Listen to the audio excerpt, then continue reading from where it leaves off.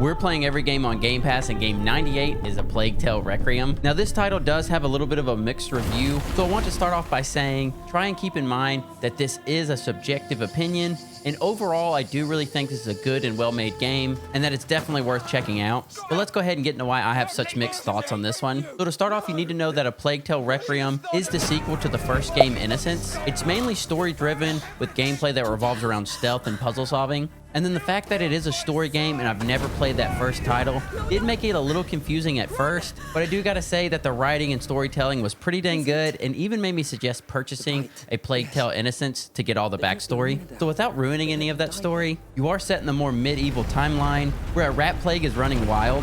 And when I say rat plague, I mean millions of rats running around everywhere, eating everything. And the game does do a great job setting up the environment and has a very high level of detail everywhere. So the world does feel really full and alive.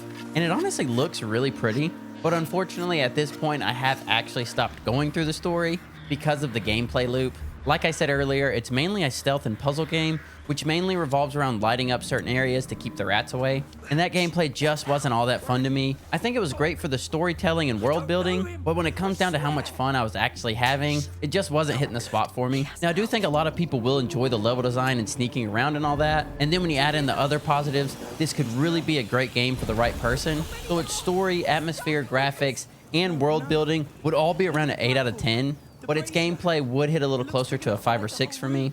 So that's going to end up putting it somewhere closer to about a 6.7 out of 10. Thank y'all so much for watching.